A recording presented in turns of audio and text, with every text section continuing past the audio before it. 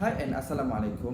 My name is Ahmad Nikyuddin bin Ismail. So for today's video, me and my group members will be discussing and explaining the corporate governance models.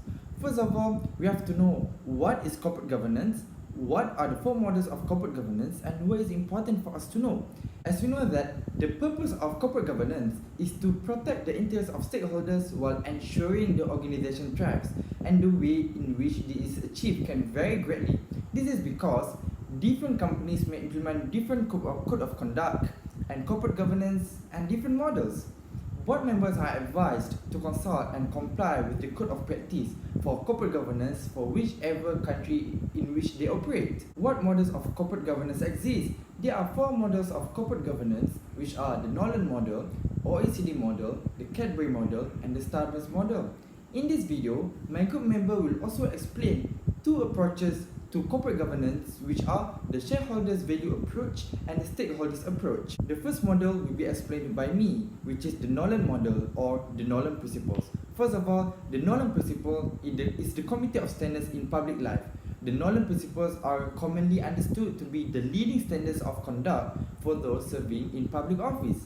First of all, we have to know the history of Nolan principles. The Nolan principles were established in 1994. In 1994, the Nolan Committee was established and was responsible for the development of the 7 principles of public life, which are the Nolan principles. The Nolan Committee was chaired by Lord Nolan, and that is where the name the Nolan Committee and the Nolan Principle came. It was tasked with making recommendations to improve standards of behavior in public life. Even though it has been 26 years from the development of the principles, have they made a difference, and are the principles still relevant up to today in 2020? The fact that the Nolan principles are widely used suggests that the principles are indeed relevant and useful up to today. It is also applied for any public appointment in Northern Ireland. So, what are the Nolan principles of public life? It can be understood with 7 acronyms, which can be pronounced as OHLISA or OOHLISA. The first acronym is O, openness, which holders of public office should be as open as possible about all the decisions and actions they take. They should give reasons for their decisions and restrict information only when the wider public interest clearly demands. And the second O is objectivity. In carrying out public businesses, including making public appointments, awarding contracts, or recommending individuals for rewards and benefits, holders of public office should make choices on merit. The third acronym is H, honesty, which holders of public office have a duty to declare any private interests relating to their public duties and to take steps to resolve any conflicts arising in a way that protects the public interest. And the fourth acronym is L, leadership, which holders of public office should promote and support these principles by leadership and example. The fifth acronym, which is I, is integrity, which holders of public office should not place themselves under any financial or other obligation to outside individuals or organizations that might seek to influence them in the performance of their official duties. And the sixth acronym is S, which is selflessness, which holders of public office should act solely in terms of the public interest. They should not do so in order to gain financial or other benefits for themselves and their family or their friends. And the last acronym is A, accountability. Holders of public office are accountable for their decisions and actions to the public and must submit themselves to whatever scrutiny is appropriate to their office. All in all, the Nolan principles were revolutionary at the time because they focused on behavior and culture rather than processes. Therefore, if someone lives by these values, it will go a long way to improving behavior. The welcome side effect is a board which has a tighter rein on processes and compliance, leading to a win-win situation. If you are really practicing accountability, integrity, and leadership, you will ensure your organization has a strategic plan in place, is spending public money wisely, and is delivering exceptional service for all customers. If you are selfless and honest, you will be making decisions which are in the interest of the organization, putting aside any personal interest and acting actively and independently. Organizations which are open have been shown to have been more stakeholders' involvement in the planning process, leading to the enhanced public service. Hence, the Nolan's principles have weathered the last 26 years since 1994 up to today in 2020. We would consider them a timeless classic. Assalamualaikum and hi everyone. In this video, I'm going to present about the OECD Principles of Corporate Governance. OECD, or the Organization for Economic Cooperation and Development, provides policymakers, regulators, and market participants with specific guidance for improving the legal, institutional, and regulatory framework underpinning corporate governance. They also provide practical suggestions for the stock exchange, investors, corporation, and other parties involved in the development of good corporate governance. OECD originally established in 1999, and the OECD principles have since become the worldwide standard for corporate governance. However, the principles were revised in 2003 and the new principles were agreed in April 2004. The principles of OECD cover 6 key issues of corporate governance. The first principle is ensuring the basis for an effective corporate governance framework. The structure for corporate governance must promote transparent and efficient markets, and comply with the rule of law, and articulate precisely the separation of roles between the different supervisory, regulatory, and enforcement authorities. The second principle is the rights of shareholders and key ownership function. The corporate governance framework should preserve and facilitate shareholders' rights. The third principle is the equitable treatment of shareholders. This means that the corporate governance framework could very well ensure that all shareholders, including minority and foreign shareholders, are handled equally. The next principle is the role of stakeholders in corporate governance. The corporate governance framework should acknowledge the rights of stakeholders established by law or by mutual agreement. Other than that, they must encourage active cooperation with stakeholders in creating wealth and also job opportunities. The fifth principle is disclosure and transparency. The corporate governance framework will ensure timely and correct disclosure of all relevant matters related to the company. This includes the financial situations, performance, and the governance of the company. The last principle of OECD is the responsibilities of the board. The corporate governance framework should provide the company with strategic guidance, which means the board needs to monitor the management effectively and accountable to the company and also shareholders. These principles can help to strengthen the company because it has clearly defined responsibilities for the board that include establishing a code of corporate ethics, ensuring compliance with laws and standards, and oversight for internal control system for financial reporting. Last but not least, as there will be many new issues and challenges for upcoming years, the OECD must keep track of these changes and recognize emerging trends and also how to tackle those challenges. Assalamualaikum warahmatullahi wabarakatuh. My name is Izzat Azimuddin and I will be presenting on the Cadbury Report Model 1992. Alright, for the introduction, the Cadbury Report was once referred to as the report of the Committee on the Financial Aspects of Corporate Governance, chaired by Sir Adrian Cadbury. The report was published in December 1992, following the recommendations of the Cadbury Committee, and it addresses the concerns about the working of the corporate governance system, and the committee made it its purpose to address the financial aspects of corporate governance, and out of this produce a code of best practice. The Cadbury Committee was established in May 1991 by the Financial Reporting Council, the London Stock Exchange, and the accountancy profession.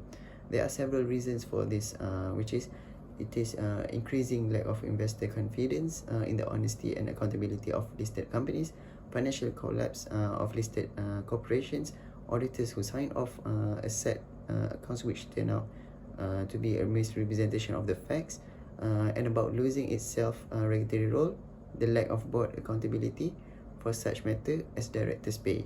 The Cadbury report covers three areas, which is directors, auditors, and also shareholders. Firstly, it is to review the structure and responsibilities of the board of directors and recommending the code of best practice. So, for board of directors, the board should meet regularly, retain full and effective control over the company, and monitor the executive management. There should be a clearly accepted division of responsibilities at the head of a company, which will ensure the balance of power and authority, such that no one individual has unfettered powers of decision. Okay, next, for non-executive directors, the non-executive director should bring an independent judgment to bear on issues of strategy, performance, resources, including key appointments and standards of conduct. The majority of non-executive directors should be independent of management and free from any business or other relationship which could materially interfere with the exercise of their independent judgment, apart from their fees and shareholding. After that, for executive directors, there should be full and clear disclosure of directors' total emoluments and those of the chairman and the highest paid directors, including pension contributions and stock options in the company's annual report, including separate figures for salary and performance-related pay. Then, for financial reporting and controls, it is the duty of the board to present a balanced and understandable assessment of their company's position in reporting of financial statements for providing true and fair picture of financial reporting. Alright, and secondly, in the Cadbury report, it considers the role of auditors, and it addresses a number of recommendations to the accountancy profession. The Cadbury Committee recommended that a professional and objective relationship between the board of directors and auditors should be maintained, so as to provide to all a true and fair view of companies' financial statements. Auditors' role is to design audit in such a manner so that it provides a reasonable assurance that the financial statements are free of material misstatements. Further, there is a need to develop more effective accounting standards which provide important reference points against which auditors exercise their professional judgment. And thirdly, the Cadbury report deals with the rights and responsibilities of the shareholders. The shareholders, as owners of the company, elect the directors to run the business on their behalf and hold them accountable for its progress. They appoint the auditors to provide an external checks on the directors' financial statements. The committee's report places particular emphasis on the need for fair and accurate reporting of a company's progress to its shareholders, which is the responsibility of the board. It is encouraged that the institutional investor or shareholders to make greater use of their voting rights and take positive interest in the board functioning. So that is all for Cadbury Report Model 1992. So next, I will be passing to the next presenter. Assalamualaikum warahmatullahi wabarakatuh. My name is Muhammad Zafir bin Zaini, and I will be talking about corporate governance model, Sarbanes-Oxley Act 2002. Sarbanes-Oxley Act of 2002 is an US Congress law that is passed on July 30th that helps to protect investors from the fraudulent financial reporting by the corporation. It is also known as SOX of 2002 and the Corporate Responsibility Act of 2002. It is mandated strict reform to existing securities regulation and impose new penalties on the lawbreakers. The Sarbanes-Oxley Act came in response to the financial scandals in the early 2000s regarding the involved public traded companies such as Enron Corporation, Tyco International, and the WorldCom. These high-profile shook investors' confidence in trustworthiness of the corporation financial statement, which led to the demand on the overhaul of a decade-old of the regulation standards. So, the Sarbanes-Oxley Act is an attempt to strengthen the corporate oversight and improve internal corporation control. This is to create a strict new rules for the accountant, auditors, and corporate officers and impose more stringent record-keeping requirement. This act is added a new criminal penalty for violating securities law. Sarbanes-Oxley Act 2002 set out a new law that reformed in addition in four principal areas. The first one is the corporate responsibility. Second is increased criminal punishment. Third is accounting regulation. And fourth is the new protection. In short, Sarbanes-Oxley Act's main function is to protect the investors from the fraudulent financial cases, and investors need to know that the financial information that they rely on is truthful and that is an independent third party that has verified its accuracy. There are many provisions in the Sarbanes-Oxley Act provision. First is the section 302 requires that the corporation management certify that they have reviewed the financial statement. Second, in section 401, requirement that financial information include disclosure about any irrelevant off-balance sheet obligation that may exist in the financial statement.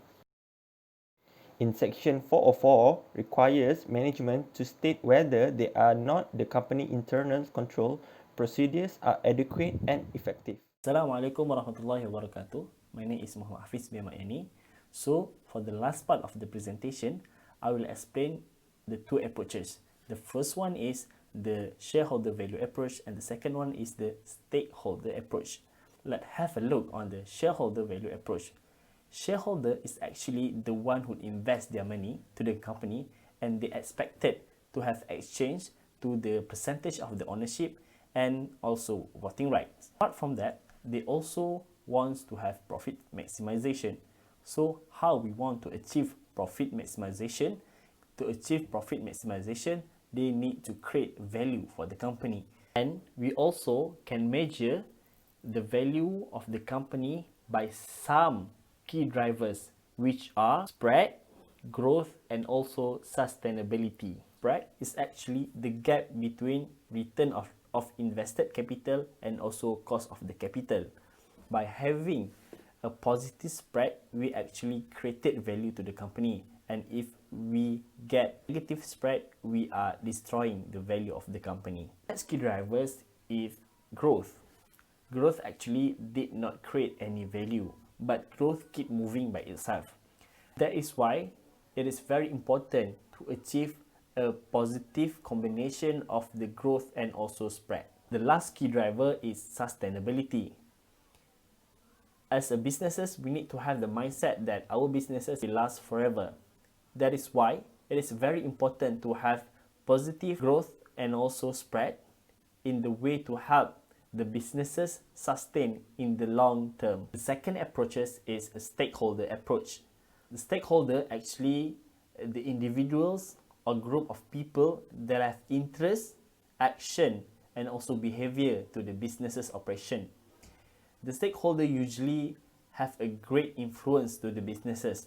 They are suppliers, customers, employees, sometimes investor, government agencies, and also local community that's involved in the business's operation on a frequent basis. Some discussion saying that we need to forego the financial structure and focus on human capital.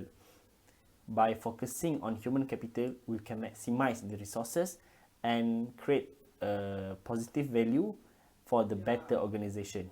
The next point is the business manager need to have a good relationship with their stakeholder if they want to operate their businesses efficiently. The reason why the business manager need to take care the relationship with the stakeholder because the impact is very big. Let's say if the customer is stop buying and if the investor is withdraw their fund from the organization, the business will collapse. And that is why the business manager need to have a good relationship and satisfy the stakeholder interests, because the company or organization is all about human enterprise. That's all from us. Thank you very much.